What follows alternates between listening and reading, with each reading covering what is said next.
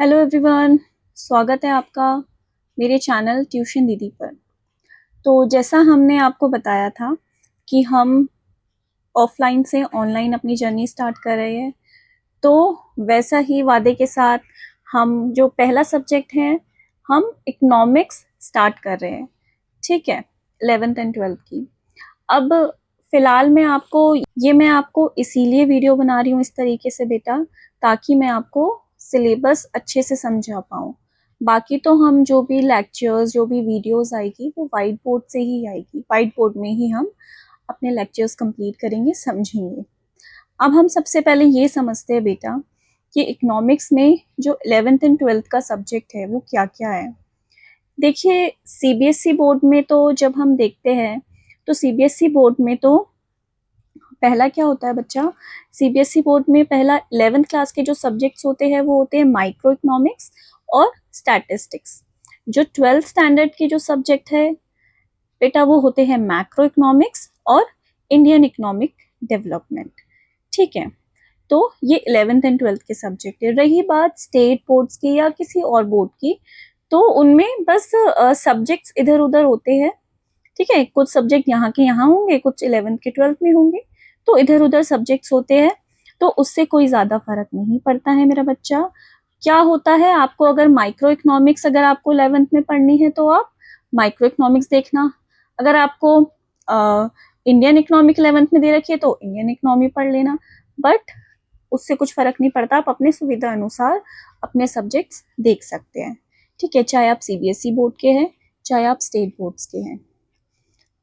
अब देखिए कि क्या होता है बेटा कि जो माइक्रो इकोनॉमिक्स हम सबसे पहले स्टार्ट करेंगे अपना। ठीक है, जो हम नेक्स्ट वीडियो आपकी आएगी वो माइक्रो इकोनॉमिक्स के ऊपर आएगी। अब सबसे पहले तो हम ये समझते हैं कि जो आपका एग्जाम का पैटर्न है। ठीक है, अब आप ये देखिए बेटा, जो आपका थ्योरी होता है ना बेटा, वो 80 मार्क्स की है। ठीक है, कितने की है? 80 मार्क्स की थ्योरी है आपकी, जिसमें से आपका जो प्रोजेक्ट वर्क होगा बेटा वो 20 मार्क्स का होगा। ठीक है, 80 मार्क्स की थ्योरी होगी, प्रोजेक्ट आपका 20 मार्क्स का होगा। सॉरी। पता है, आपको एक बात बताऊं बेटा, जब मैं अपने 11th स्टैंडर्ड 12th स्टैंडर्ड में थी ना, तो मेरे टाइम पे 100 मार्क्स का एग्जाम होता था। मेरे टाइम पे तो ये 20 मार्क्स का प्रोजेक्ट भी नहीं था। ठीक है, हाँ, हमने जो प्रोजेक्ट बनाया था वो सिर्फ अकाउंटेंसी और बिजनेस स्टडीज का बनाया था, लेकिन इकोनॉमिक्स में हमें पूरे 100 मार्क्स का सिर्फ पेपर ही था। तो आपके लिए देखो कितना फायदा है, 20 मार्क्स का प्रोजेक्ट है, 80 मार्क्स का पेपर है। ठीक है, तो 11th स्टैंडर्ड में जो आपके सब्जेक्ट है, तो स्टैट्स जो होती है ना आपकी 11th स्टैंडर्ड में, ठीक है, 11th स्टैंडर्ड में 40 मार्क्स की आती है, और जो माइक्रो होगी वो भी 40 मार्क्स की आएगी। ऐसे जब आप 12th में पढ़ेंगे तो जो आपकी मैक्रो भी होगी वो 40 की होगी, और जो इंडियन इकोनॉमी होगी वो भी 40 की होगी।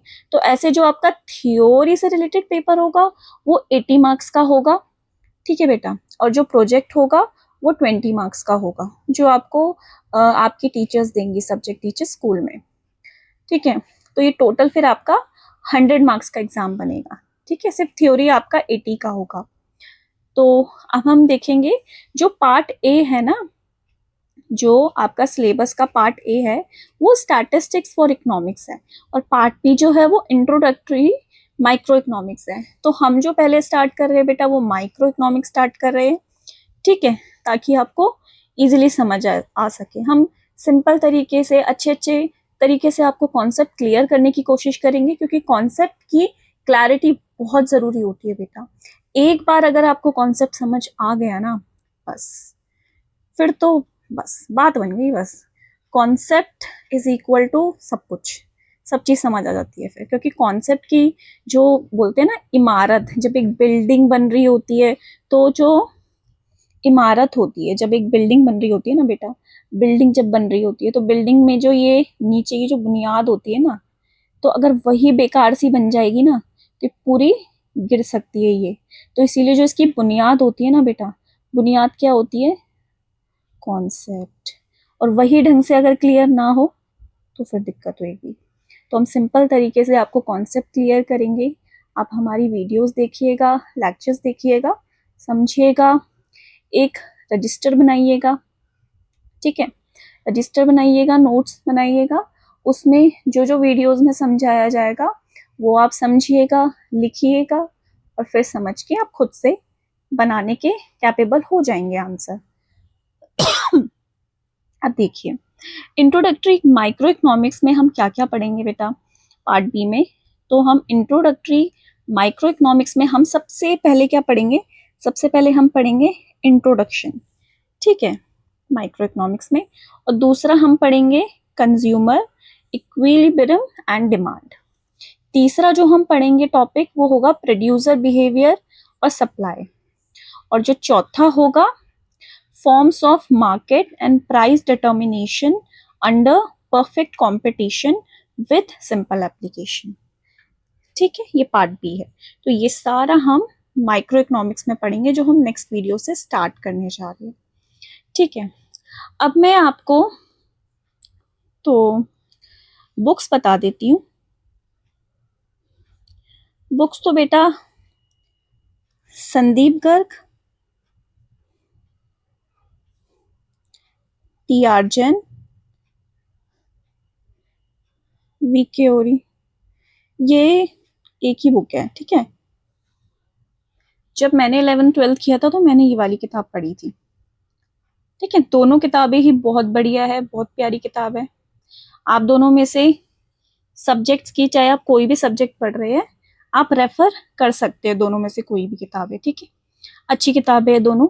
हम टी.आर. जैन को फॉलो करते हुए आपका सिलेबस कंप्लीट करवाएंगे। प्यारे तरीके से कॉन्सेप्ट समझाया गया है, हम भी बढ़िया तरीके से एकदम मस्त तरीके से पढ़ाई करेंगे, ठीक है बेटा। तो आप इन दोनों में से कोई भी किताब ले सकते हैं, बाकी हम टी.आर. जैन को फॉलो करते हुए करेंगे। कॉन्सेप्ट जब हम समझा देंगे आपको, जैसे मैंने ये पढ़ा दिया आपको इंट्रोडक्शन का पहला चैप्टर, ठीक है। तो फर्स्ट चैप्टर मैंने पढ़ाया, तो फर्स्ट चैप्टर जब मैं आपको पूरे अच्छे तरीके से आपको कॉन्सेप्ट क्लियर हो जाएगा, एक बार चैप्टर रीड आउट मारना, बस आप तैयार है एग्जाम के लिए। एग्जाम में फिर तो आप फोड़ के आएंगे बेटा चैप्टर, जो भी आएगा फटाफट फटाफट फटाफट आंसर्स लिखेंगे फिर आप समझ के, ठीक है। तो चलिए, तो अब क्या है, किताब के बारे में मैंने आपको बता दिया।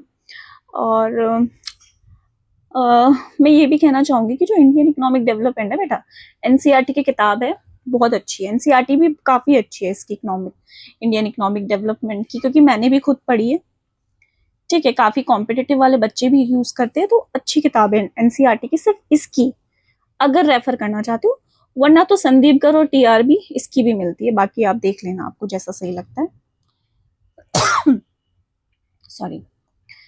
और वैसे इसकी पीडीएफ भी ऑनलाइन मिल जाती है एनसीईआरटी की, अगर पढ़ना चाहते हो तो। बाकी तो हम आपको समझाएंगे ही, ठीक है, देख लीजिएगा आप। तो अब हम नेक्स्ट वीडियो से हम माइक्रो इकोनॉमिक्स स्टार्ट करेंगे बेटा, ठीक है। माइक्रो इकोनॉमिक्स से स्टार्ट करेंगे नेक्स्ट वीडियो से, अच्छे से कॉन्सेप्ट पढ़ेंगे ताकि आपके बढ़िया बढ़िया मार्क्स आ सके, ठीक है। चलिए, अब वाइट बोर्ड के साथ ही मिलते हैं बेटा। ये तो वीडियो आपको मैंने बताया ना सिलेबस समझाने के पर्सपेक्टिव से थी, तो अब आप सिलेबस समझ चुके होंगे, ठीक है। अब चलिए नेक्स्ट वीडियो में मिलते हैं बेटा, ठीक है। अपना ख्याल रखिएगा, ज़्यादा से ज़्यादा वीडियो को सब्सक्राइब कीजिए, चैनल को सब्सक्राइब कीजिए, वीडियो को लाइक कीजिए, शेयर कीजिए और अच्छे तरीके से बढ़िया तरीके से पढ़िए, ठीक है। चलिए, बाय बेटा, थैंक यू।